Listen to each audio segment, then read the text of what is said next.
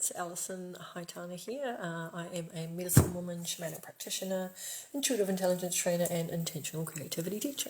And I'm dropping in to let you know about my journey as a medicine woman. Now, my apologies, I did have a live going and something happened with my Wi-Fi and killed out, so back again. But hey, it's all good. So I'm continuing on with my journey, and today I'm going to be talking about number 87, Mighty Tawake, which is essentially a teacher plant that I was working with in this lunar cycle that was teaching me the rite of passage or initiation of autonomy. And this was a particularly potent time for me.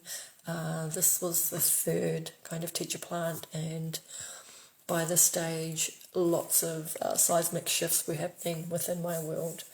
I tend to view in some ways what was going on at my life at that point in time as very tectonic.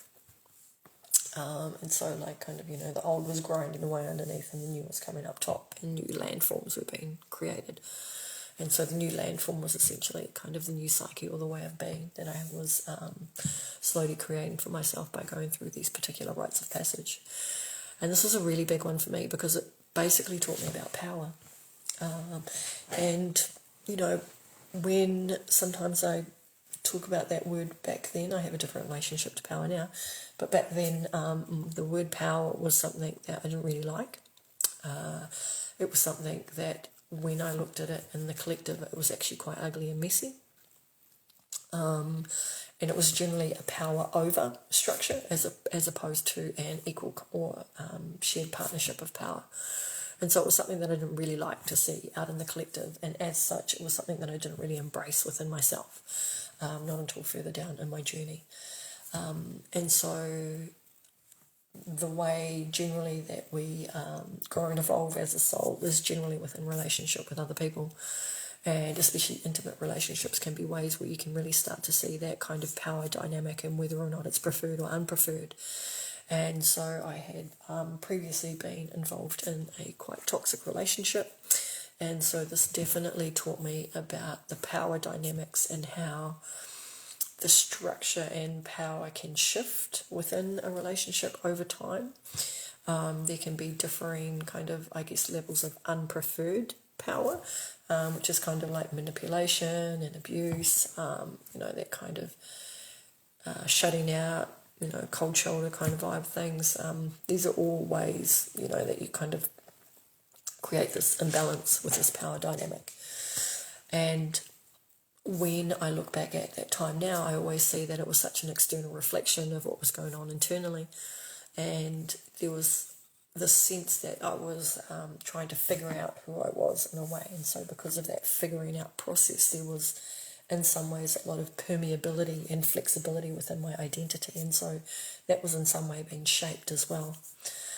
So it was really challenging time, and I do think back on it now and own the role that I had in that relationship, because it takes two people, and I was able to have compassion and kindness not only for the other person but also for myself, for the role that I played within that. And that definitely helped to kind of release and let go of certain things that were coming up in that regard. And, just that kind of, pain and in some ways shame and kind of guilt that comes with that, and all of that other bollocks that you potentially may feel. And I'm not saying all the bollocks, but, it was definitely a time in my life that I look back now and I'm like, oh yeah, that's a learning experience. You can kind of move on to different things. It just is very matter of fact for me, because it is a matter of fact. And so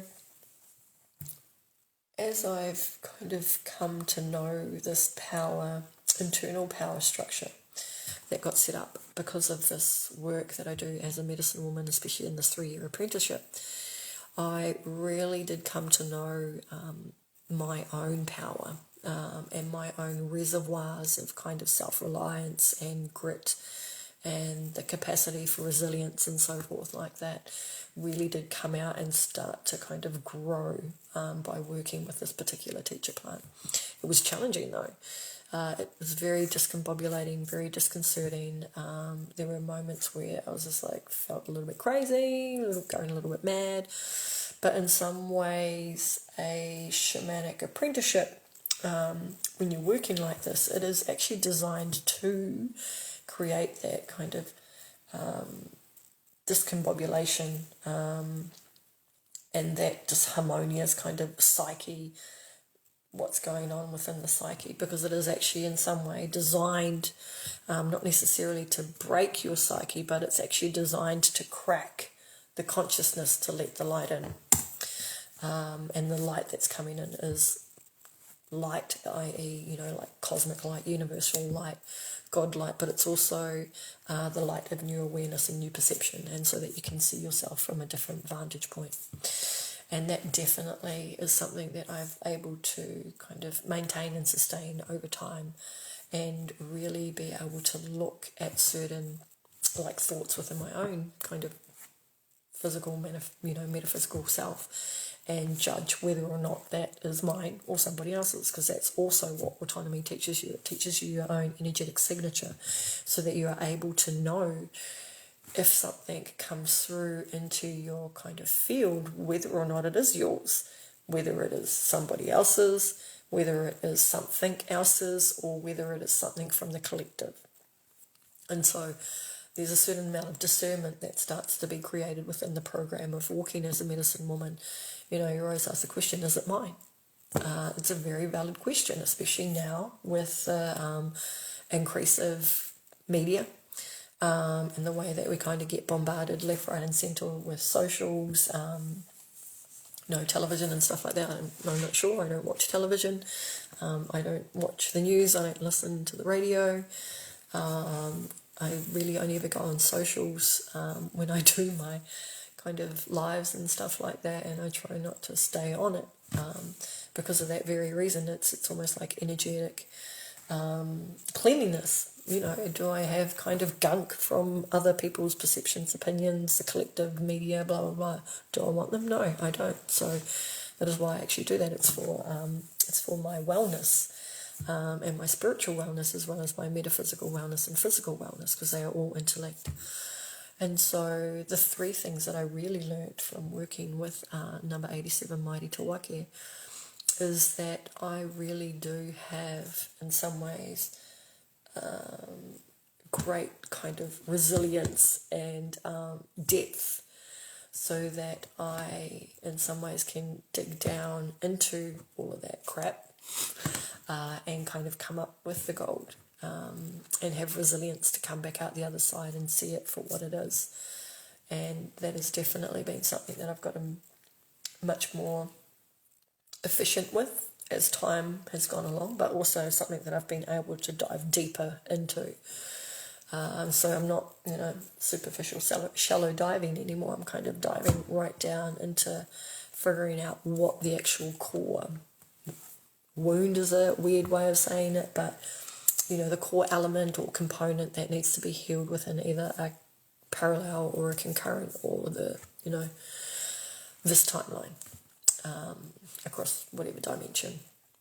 And so it's fascinating. I mean, it is super fascinating work being able to do this. The other thing that it's taught me is energetic integrity. It's that question that I keep asking myself, is it mine?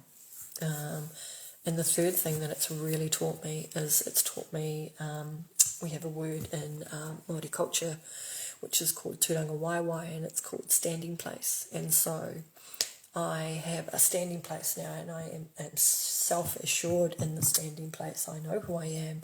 I know what I am capable of. I am standing in my own power.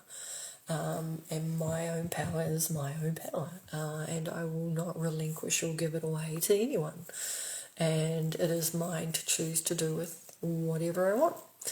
And that is something that is extremely amazing. It is also something that is not static. It is something that is dynamic. It's something that moves. It's something like, if you were to equate it to a tree, standing place, tree, rooted down into the ground. That's kind of like your self-assuredness, your grit, your resilience, your just knowingness of who you are. And, you know, as the wind may blow and the kind of branches and leaves on the tree may blow, it can kind of adjust, and there's micro adjustments that happen within that sense of standing place. It's not necessarily linked into a physical place, although it can be amplified by being in a physical location that means something to you. It's something that you carry with you everywhere you go. And so I definitely learnt that it was a hard lesson to learn, because it meant uncovering a lot of the ways in which I have been using my power externally for gain, personal gain kind of thing, you know, through forms of kind of like the misuse of words, you know, cutting words and so forth like that, manipulation, cold shoulder, like these are all ways to manipulate and create a power imbalance within a relationship, because there's a power imbalance that exists within the self, so it manifests out into the external relationships that you have. And so that's why, you know, when you are in relationship, it is usually some of the most opportune times for soul growth and evolution, because yes, you can do this stuff by yourself, and yes, you can achieve these amazing things for yourself, but it is sometimes amplified and quickened when you are in relationship with other people. And so it's also a fundamental human kind of need to be in relationship with other people, whether it's intimate or whether it is actually family or whether it's friends. Like, humans need community, full stop. We are, you know, group creatures, we're tribal creatures. And so that is obviously where we're going to do some of our most amazing kind of evolution and growth as a soul on this planet, is in relationship with other people, if we are able to see it for what it is. So yeah, these were a couple of things that I learned during my lunar cycle with number 87, Mighty Tawake, from the New Zealand First Light Flower Essences range.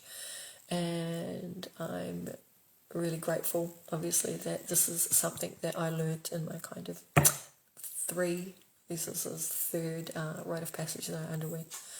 It was a gnarly one, but it was most essential, because when I regained that sense of self-autonomy, everything changed. Not that it had it with the two previous teacher plants that I was working with, but like everything changes when your relationship to power undergoes an evolution, a change of awareness, a change of perception. Everything can change in a moment, and that definitely is what happened for me. So thank you very much for listening, and if you have any questions, please drop them down below and I will answer them in the next live. But other than that, I hope you have a beautiful day, afternoon, evening, night, wherever you are in the world. Much aroha. Ciao.